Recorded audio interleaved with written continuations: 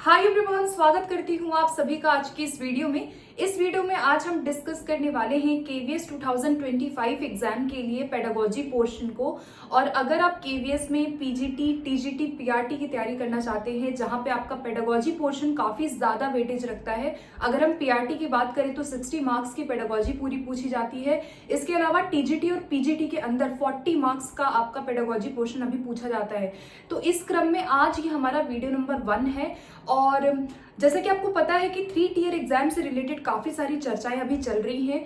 कोई भी अभी ऑफिशियल कंफर्मेशन 3 टियर एग्जाम को लेकर के केवीएस संगठन की तरफ से नहीं आया है, तो तब तक हमें जो आपका पुराना सिलेबस है उस पर हमें स्टिक होना चाहिए। और अगर सिलेबस में बदलाव हो जाता है, अगर आपके एग्जामिनेशन के पैटर्न में बदलाव आ जाता है, अगर 3 स्तर में आपकी परीक्षा हो जाती है तो भी कोई प्रॉब्लम नहीं है, आपको फिर भी ये टॉपिक हेल्प करेगा। बिकॉज आप जब टियर 1 एग्जाम देंगे, जब आप ऑब्जेक्टिव पेपर देंगे, आप एमसीक्यू वाले क्वेश्चन देंगे, तो आपको यही सारी चीजें वहां देखने को मिलेगी। तो इसलिए वीडियो इंपॉर्टेंट हो जाता है। मैं यहाँ पे टॉपिक वाइज सारे जो आपके वीडियो है, जो आपके सिलेबस के अकॉर्डिंग जो भी आपके टॉपिक है, उनको मैं कवर करूंगी। And this is our video number 1। So make sure that you watch this video till the end. हम यहाँ पे बड़े बेसिक चीजों को समझेंगे। और ये हमारा जो आज का टॉपिक है, ये आपका केवीएस का यूनिट 1 है, अंडरस्टैंडिंग द लर्नर।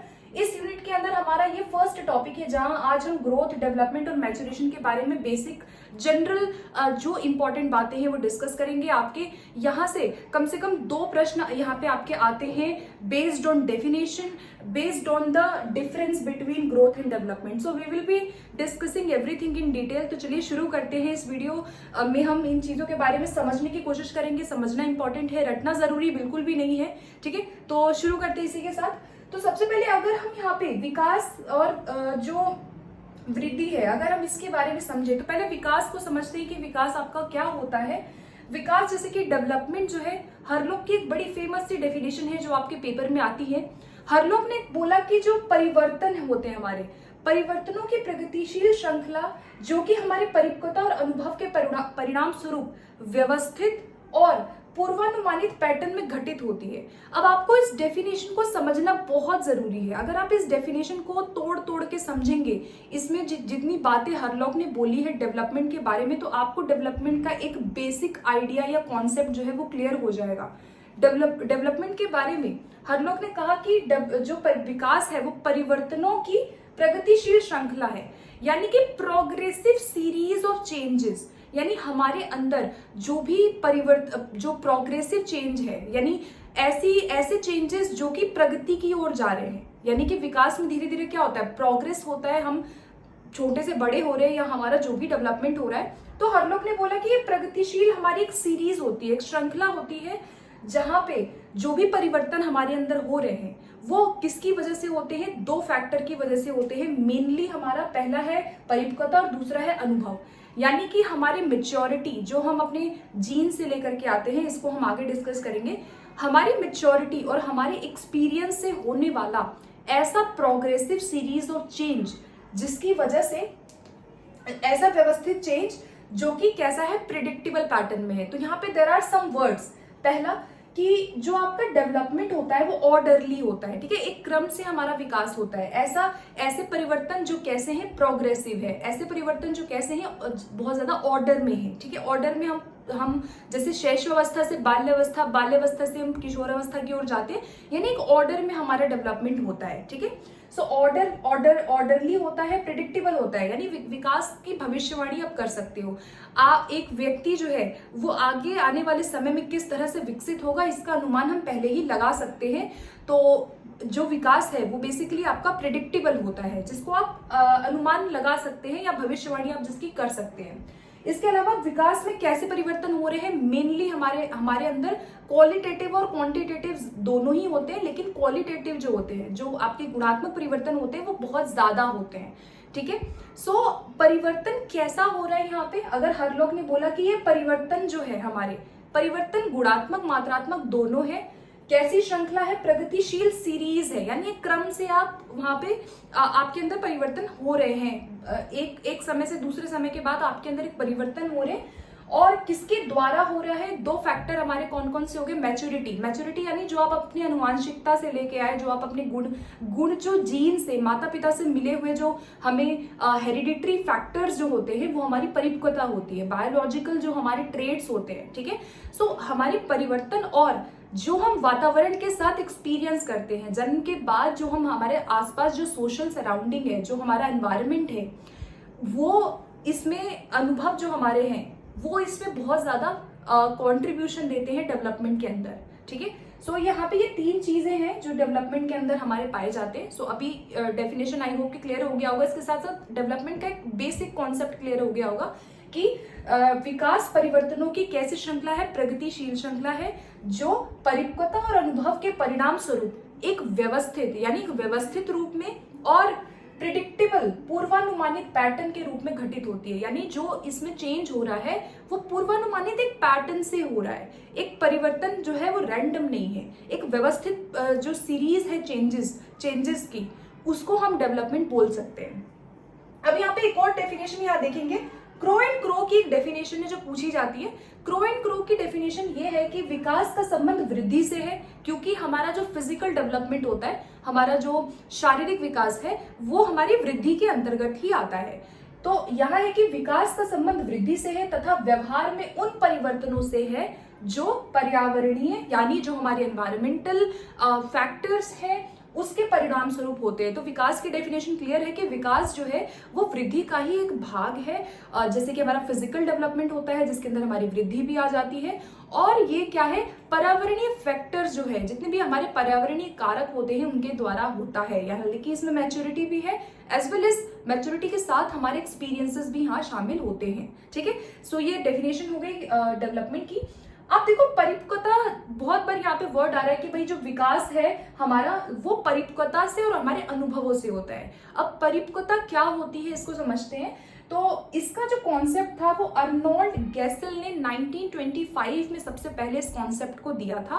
और परिपक्वता जो है इसको एक डेफिनेशन के थ्रू हम समझने की कोशिश करते हैं। तो व्यक्ति के अंतर्निहित गुणों यानी जो मेरे इनहेरेंट ट्रेट है, यानी एक व्यक्ति के जो अंतर्निहित गुण है, यानी कि जिसको हम इनहेरेंट ट्रेट्स या फिर हमारे जो क्षमताएं हैं, यानी जो हमारे पोटेंशियल है, जो इनहेरेंट है, जो बायोलॉजिकल है, ठीक है, के प्रकट होने से है। यानी कि परिपक्वता का संबंध किससे है, जो भी हमारे इनहेरेंट ट्रेट होते हैं, जो भी हमारे पोटेंशियल है, जो हम अपने हेरिडिटी से लेकर के आए, वो धीरे धीरे एक व्यक्ति के अंदर एक टाइम के बाद से प्रकट होते हैं। जैसे कि मान लो कोई मोटर डेवलपमेंट हो रहा है, तो एक टाइम के बाद ही बच्चा जो है चलना सीखता है, एक टाइम के बाद ही दौड़ेगा, है ना, अचानक से नहीं दौड़ता है। यानी एक टाइम के बाद ये जो ट्रेट होते हैं वो हमारे धीरे धीरे धीरे क्या होते हैं, अनफोल्ड होते हैं।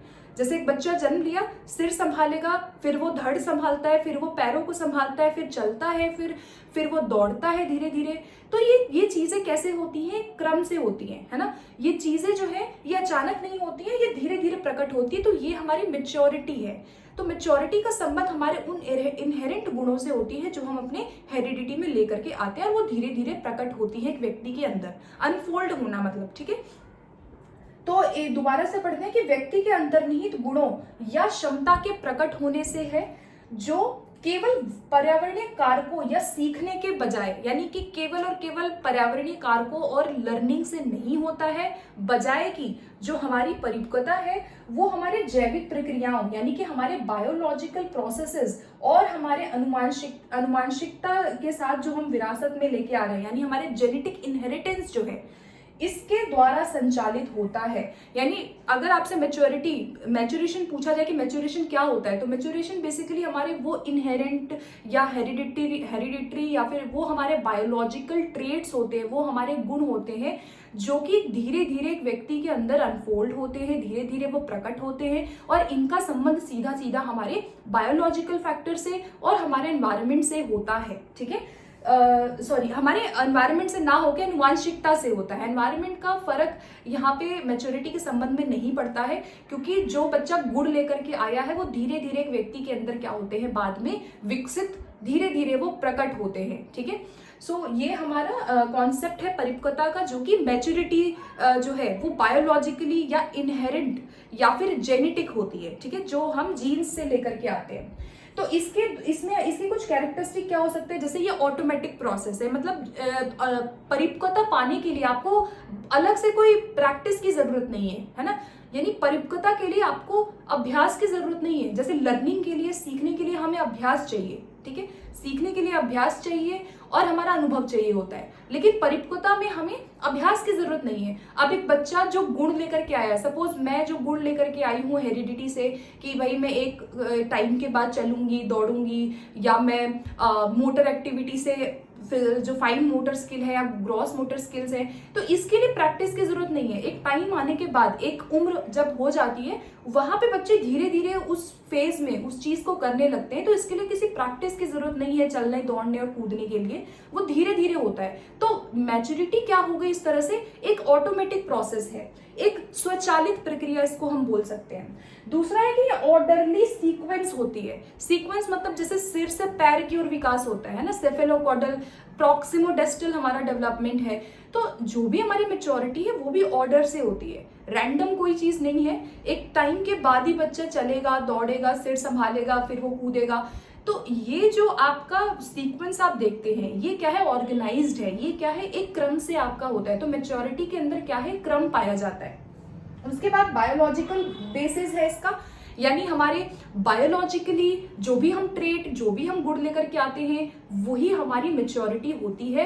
और मेच्योरिटी में बेसिकली आपका एक तो फिजिकल मेच्योरिटी है, जो आपके शारीरिक मेच्योरिटी है कि एक व्यक्ति जो है वो किस तरह से फिजिकल एक्टिविटी करेगा, कूदेगा, दौड़ेगा, चलेगा, किस तरह से अपने मोटर स्किल्स को यूज करेगा। और दूसरी मेच्योरिटी होती है हमारी कॉग्निटिव, जो हमारे माइंड से रिलेटेड है, व्यक्ति के सोचने, समझने, रीजनिंग करने की क्षमता। अब एक बच्चा जब 6 महीने का होता है तो वो एनालिटिकल रीजनिंग नहीं कर सकता, राइट, वो डिडक्टिव थिंकिंग नहीं कर सकता। आपने पियाजे थ्योरी पढ़ा होगा, पियाजे थ्योरी में पियाजे ने यही कहा कि जैसे जैसे बच्चा स्टेजेस से गुजरता है तो उसकी जो थिंकिंग है वो अमूर्तता की ओर जाती है। एब्स्ट्रैक्ट सोचना वो कब शुरू करता है, जब वो किशोरावस्था में जाता है, जब वो 12 साल के बाद जब वो एंटर करता है। तो यही चीज मेच्योरिटी है कि आप एक टाइम पे आपके जो भी गुण है, जो ट्रेट है, जो आप मेंटल जो गुण लेकर के, जो ट्रेट लेकर के हम आए हैं, जो हम आईक्यू लेके आए हैं, वो बाद में हमारे अनफोल्ड होते हैं। तो मेच्योरिटी आपका फिजिकल है और साथ के साथ आपकी कॉग्निटिव मेच्योरिटी भी होती है कि how well you can think, how well you can reason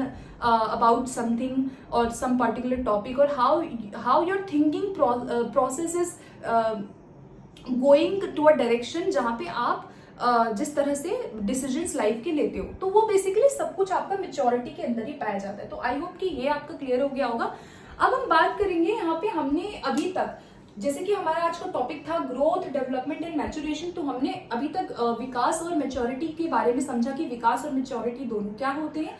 अब हम यहाँ पे एक जो डिफरेंस है बिटवीन ग्रोथ एंड डेवलपमेंट, इसको डिस्कस करेंगे और इस डिफरेंस से क्लियर हो जाएगा कि तीनों में अलग अलग तरह से अंतर क्या हमारे पाए जाते हैं।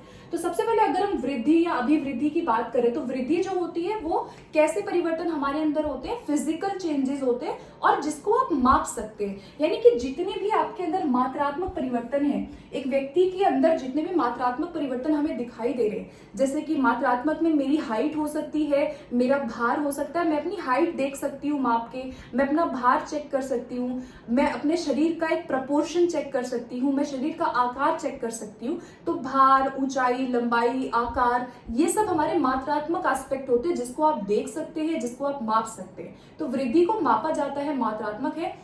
विकास की बात करें तो ये मात्रात्मक और गुणात्मक दोनों होता है। मात्रात्मक क्यों होगा, क्योंकि हमारा जो फिजिकल डेवलपमेंट है, फिजिकल डेवलपमेंट में वृद्धि ही आपकी होती है। यानी अगर मैं अपने हाइट, वेट और मैं अपने बॉडी प्रोपोर्शन की बात कर रही हूँ, ये मेरा फिजिकल डेवलपमेंट ही है, जहां मैं वृद्धि के अंतर्गत माप रही हूँ, अपने हाइट को माप सकती हूँ, वेट को माप सकती हूँ।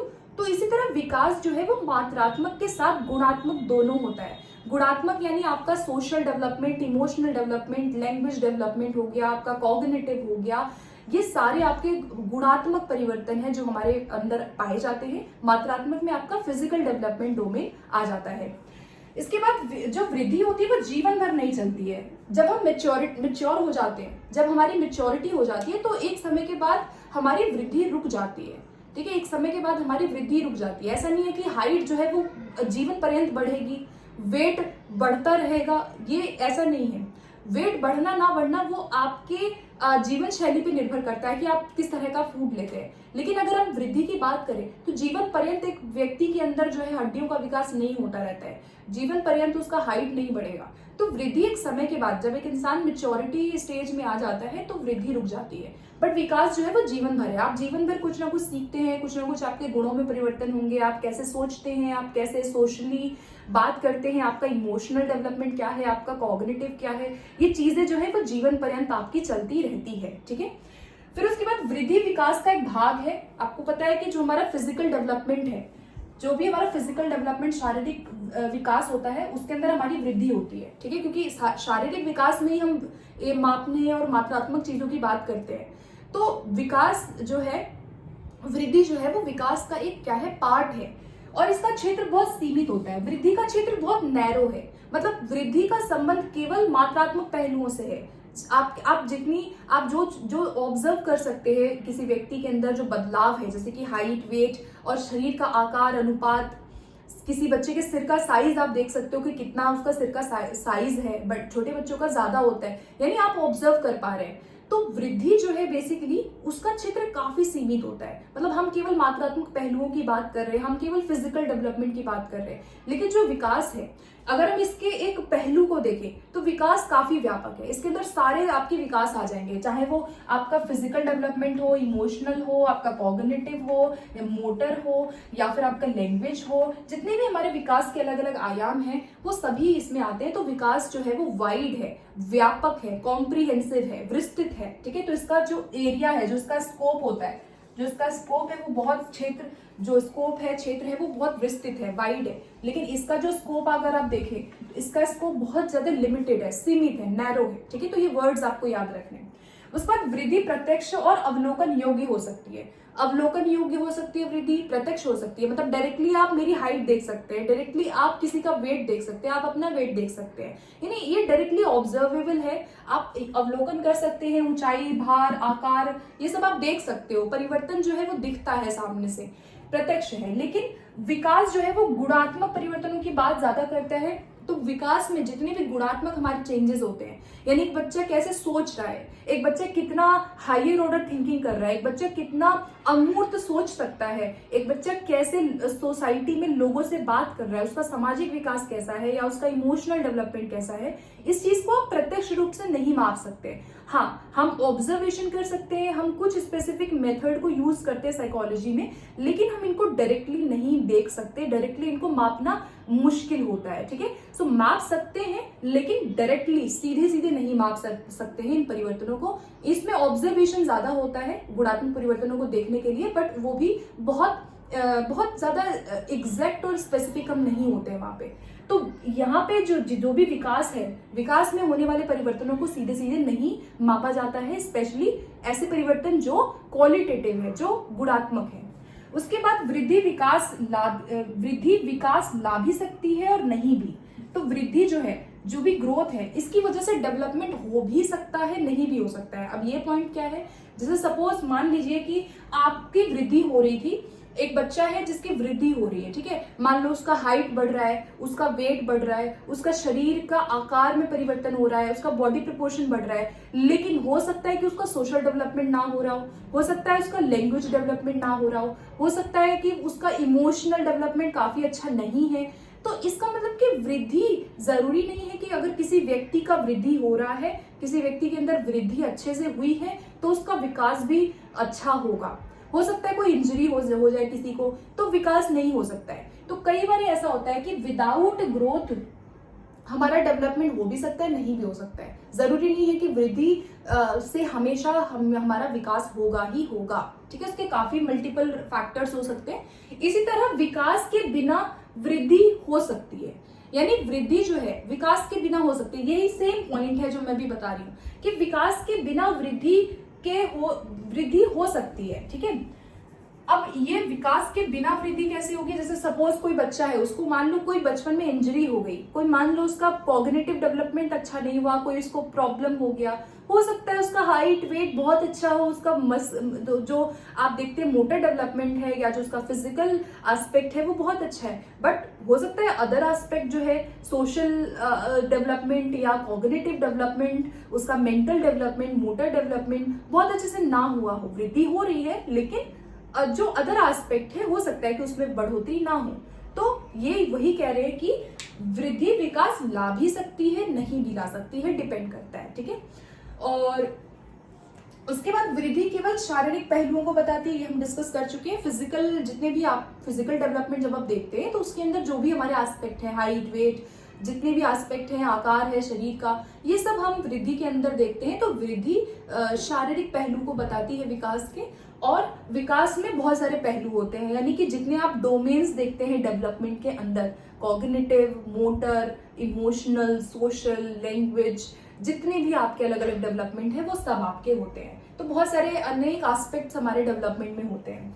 उसके बाद कोशिकाओं के गुणन के कारण वृद्धि होती है, यानी ये सेल्स की बात कर रहे हैं कि जो भी आप हेरिडिटरी जो सेल्स थे हमारे, जो हम जो ट्रेट्स लेकर के आए थे, उसी के गुणन की बात यहाँ पे वृद्धि में हो रहा है। कि सपोज आप जो हाइट लेके आते हैं, हाइट और जो हमारा वेट होता है या जो हमारे शरीर का प्रपोर्शन होता है कि आपका शरीर का टाइप क्या है, काफी बार ये डिपेंड करता है हमारे हेरिडिटरी फैक्टर्स पे। कई बार हमारे माता पिता के अनुसार हमारी हाइट होती है, कई बार जिस तरह का बॉडी टाइप होता है वो डिपेंड करता है जीन्स पे।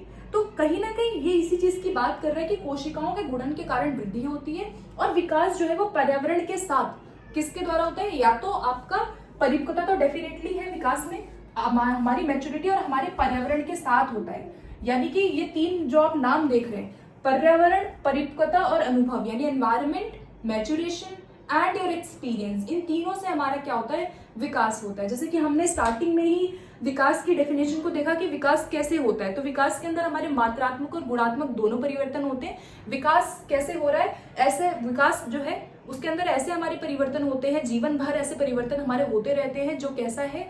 जो कि प्रगतिशील है, प्रोग्रेसिव है, सीरीज में हो रहा है, ऑर्गेनाइज्ड है, प्रिडिक्टेबल पैटर्न में हमारा विकास होता है। और हमारे मैच्योरेशन, हमारे परिपक्वता, जो हम अपने बायोलॉजिकल फैक्टर लेकर के आते हैं, और जो हम जितना भी एक्सपीरियंस अपने जीवन भर करते रहते हैं, हम अपने एनवायरनमेंट में जो भी एक्सपीरियंस करते रहते हैं, उन दोनों से हमारा विकास यहाँ पे संभव होता है। तो विकास की डेफिनेशन यहाँ पे आपकी पूछी जा सकती है कि विकास के अंतर्गत कौन कौन से फैक्टर्स हैं, कौन कौन से ऐसे तत्व हैं जो शामिल होते हैं। तो you have to understand these words जो भी मैंने यहाँ हाईलाइट किया है, ठीक है। सो यहाँ पे आज के हमारे टॉपिक में, ये हमारे यूनिट 1 में अंडरस्टैंडिंग द लर्नर का हमारा फर्स्ट टॉपिक था। फर्स्ट टॉपिक का भी ये फर्स्ट हाफ अभी हम डिस्कस कर रहे हैं। तो in next video I will be discussing domains of development, और जो आपके हेरिडिटरी और एनवायरनमेंट, हेरिडिटी एनवायरनमेंट की हम बात करते हैं, उनको हम डिस्कस करेंगे। तो अदर एस्पेक्ट्स के लिए you can subscribe to my channel for upcoming updates, for upcoming videos. And आपको कैसी वीडियो लगी है उसका प्लीज मुझे आप फीडबैक दीजिएगा। आप जैसा फीडबैक दोगे मैं वैसा ही अपकमिंग जो है वीडियो लाने की कोशिश करूंगी। और हाँ, लाइव सेशन जो आप कहते हैं कि लाइव के थ्रू क्वेश्चंस कराऊं, तो एक बार ये वीडियो हो जाने दीजिए आप लोग। मैं कोशिश करूंगी कि कुछ वीडियोस में आप सबको मैं टॉपिक यहाँ पे प्रोवाइड कर दूं, एंड उसके बाद हम लोग लाइव सेशन के थ्रू जो भी हम टॉपिक है, जो आप क्वेश्चन देखते हैं डिफरेंट, उनको हम डील कर लेंगे, ठीक है। So thank you so much for watching this video. Make sure that you share, and आप सब्सक्राइब कर सकते हैं चैनल को। Thank you, and give your feedback as well in the comment box.